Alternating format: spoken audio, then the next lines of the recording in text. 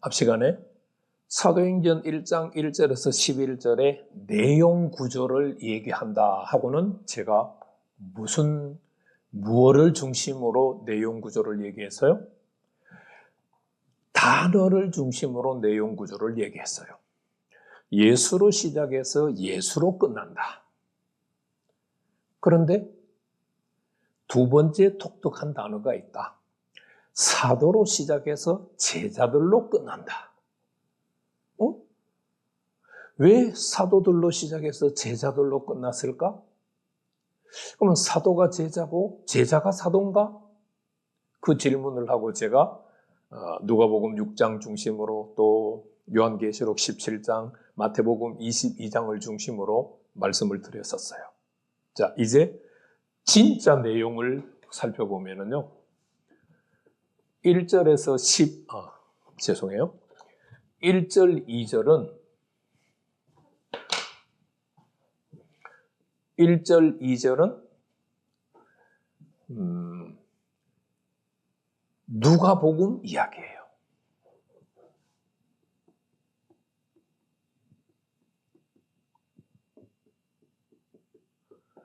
바울이 먼저 쓴 글이 있는데 그 먼저 쓴 글의 내용은 예수님의 가르침부터 승천까지 썼습니다.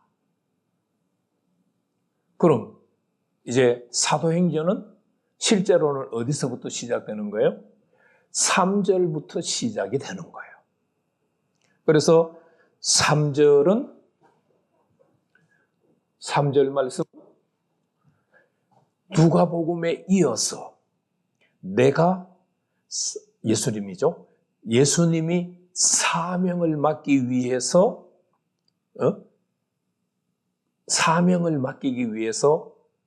부활 후에 하신 활동을, 사역을 이야기를 하고 있어요.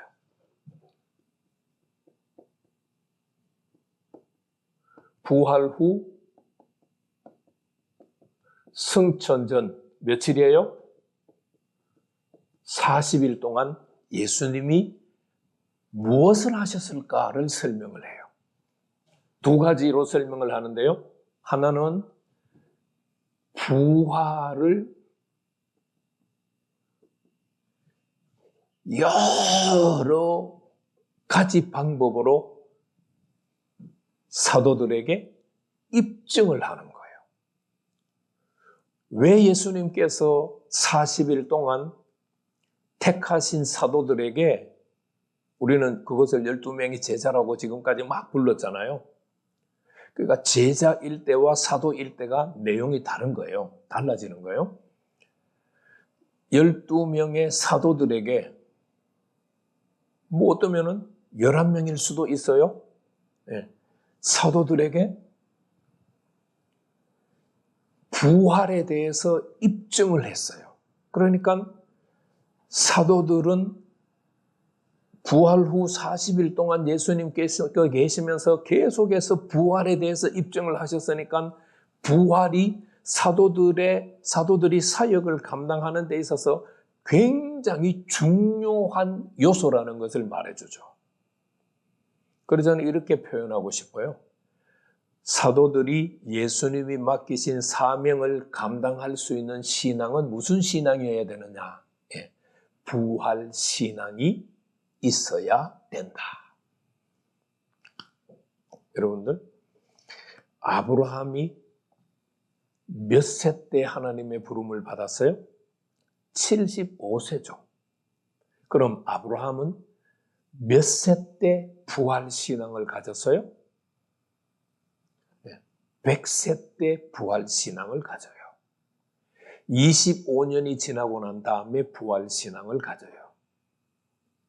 창세기 21장인가요? 22장인가요? 예수님께서 여호와께서 아브라함에게 내가 사랑하는 내 독자 이삭을 내게 지시할 땅으로 가서 번제물로 바쳐라.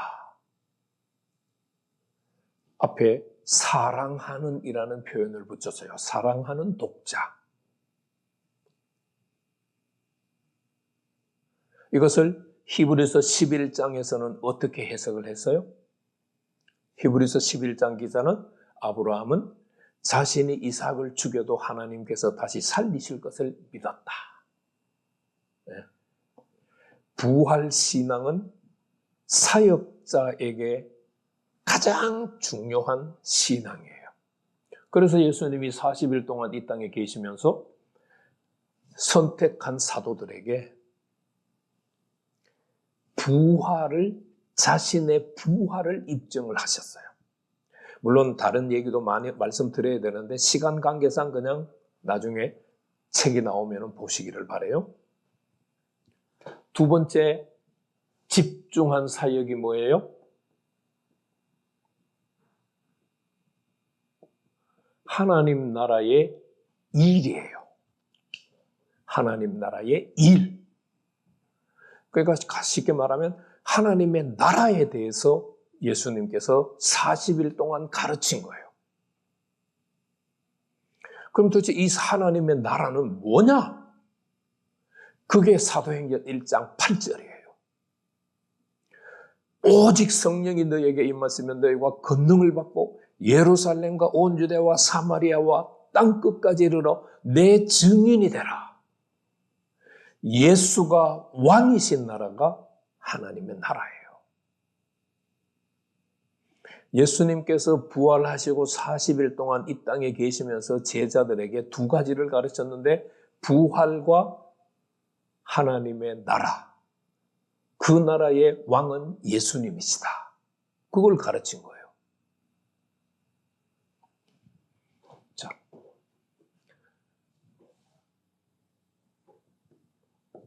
4절에서 5절은 아무나 예수님이 선택을 해서 사도가 됐어요.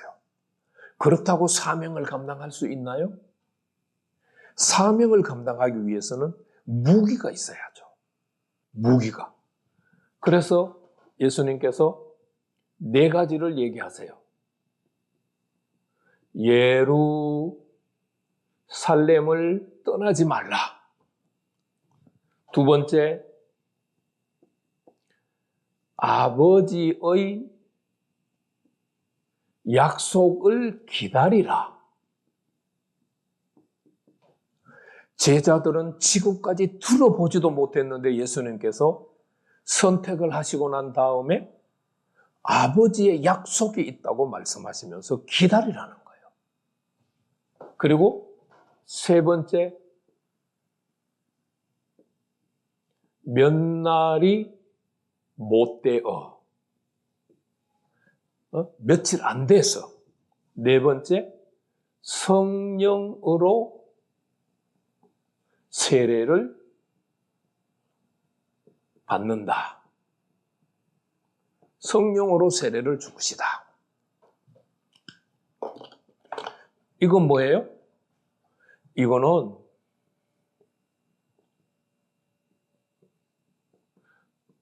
사도의 자격이에요.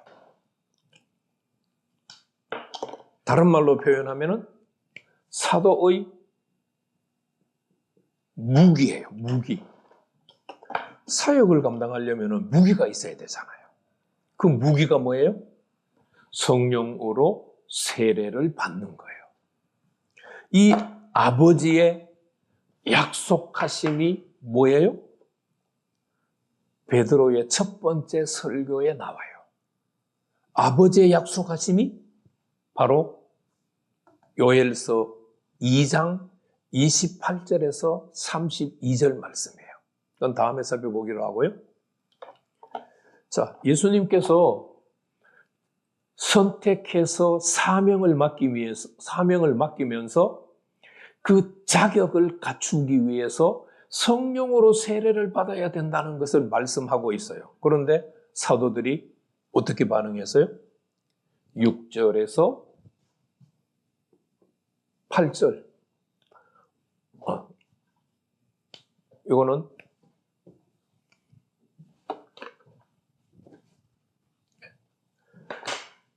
(6절에서) 7절 그리고 8절. 사도들이 엉뚱하게 반응을 해요. 예루살렘에 머물러라. 아버지의 약속한 것을 기다려라. 몇 날이 못 되어서 성령으로 세례를 받을 것이다. 하니까 사도들이 이 말을 어떻게 이해를 했어요? 어떻게 이해를 했느냐? 6절 말씀이 그거를 설명을 해줘요. 예수님, 이스라엘 나라의 회복이 있답니까?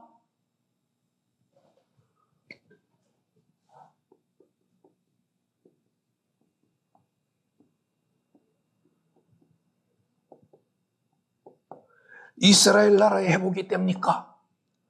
그러니까 지금 예수님을 따라다니는 제자들, 그 제자들 가운데 선택을 받은 사도들도 지금 마음속에 가득 차 있는 내용은 뭐예요? 이스라엘 나라의 회복이에요. 이스라엘 나라의 회복.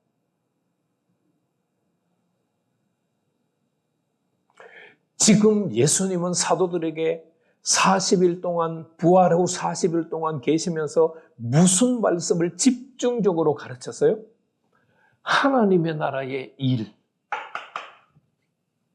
하나님의 나라의 일을, 하나님 나라의 도래를 집중적으로 가르쳤는데, 그렇게 가르침을 받고도 예루살렘을 떠나지 말라. 아버지의 약속하신 것을 기다려라. 몇 날이 못 되어서 성령으로 세례를 받을 것이다. 라고 하니까 하나님의 나라를 생각 않고 육신이 머물러 사는 이스라엘 나라의 회복이 있답니까?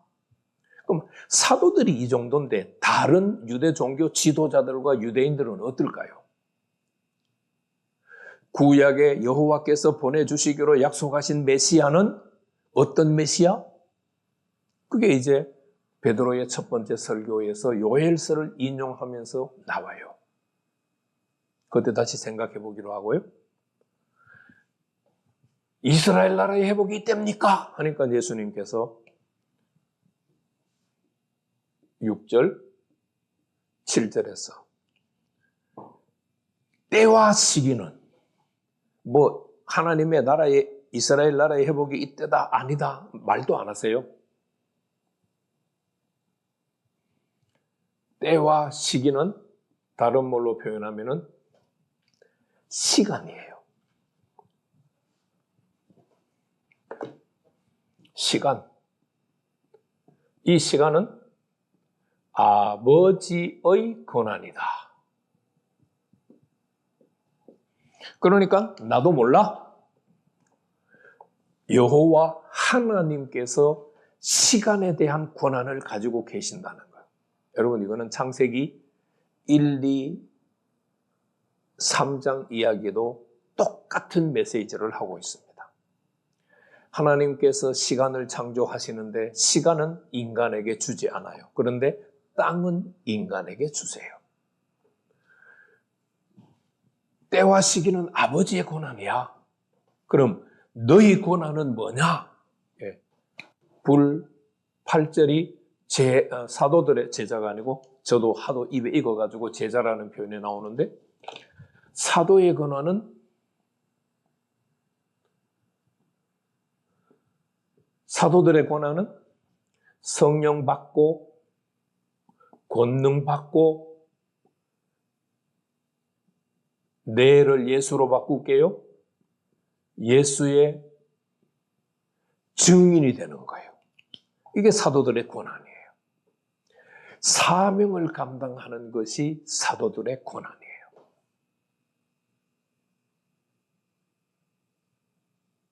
그리고 앞부분을 지울게요.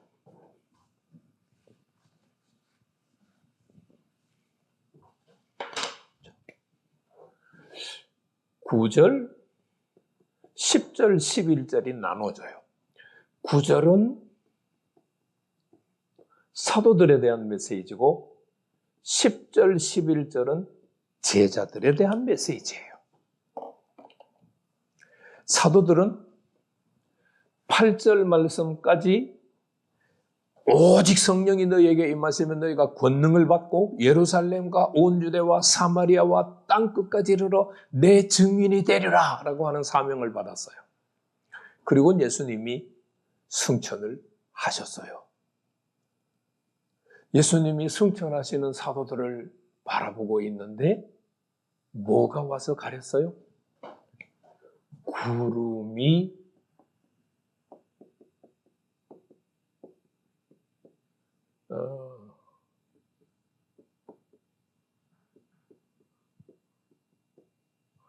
부활의 주님이 승천하는 것을 가려버렸어요.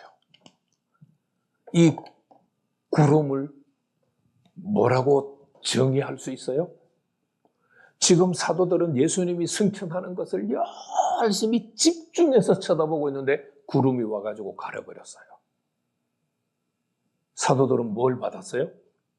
방해받았죠.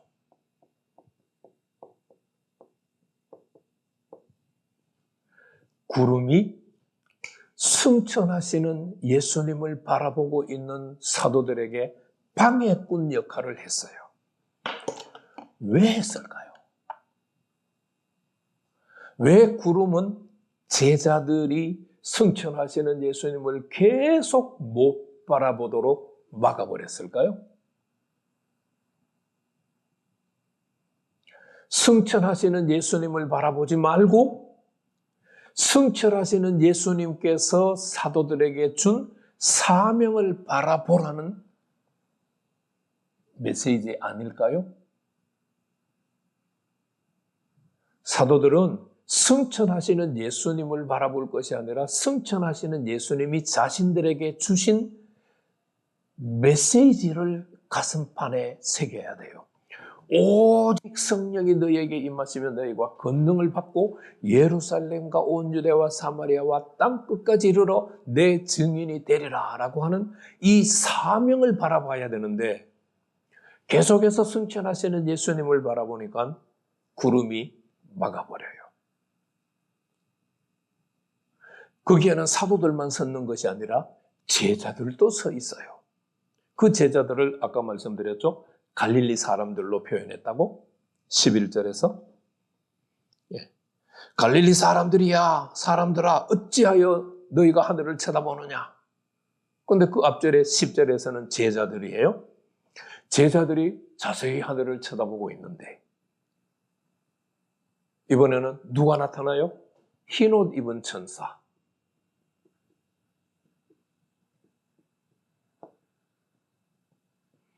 흰옷 입은 천사가 나타나서 제자들에게는 뭐라고 얘기하세요? 뭐라고? 제자들에게는 예수님의 승천과 동시에 재림의 신앙을 교육을 하세요. 제자들 사마리아 사람들이에요.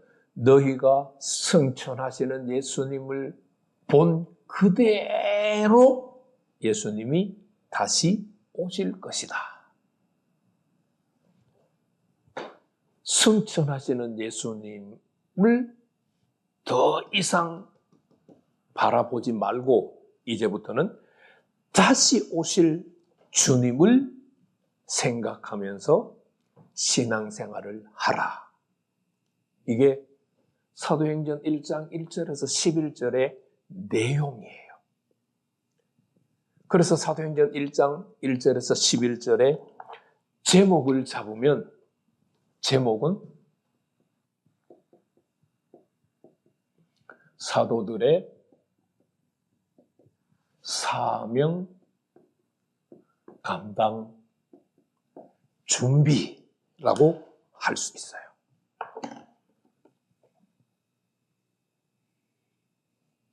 사도행전 전체에 성령이 임하는 사건이 5번 기록되어 나옵니다. 성령이 임하는 것이 똑같지 않다는 것을 말씀드리면서 여러분들이 사도행전을 한번 연구해 볼 것을 성령이 임하는 장면이 어떻게 다른가? 성령이 임할 때 어떤 메시지를 전하려고 하는가를 여러분들이 한번 연구를 해봤으면 좋겠다는 말씀을 드리면서 사도행전 1장 1절에서 11절 강좌를 마치도록 하겠습니다.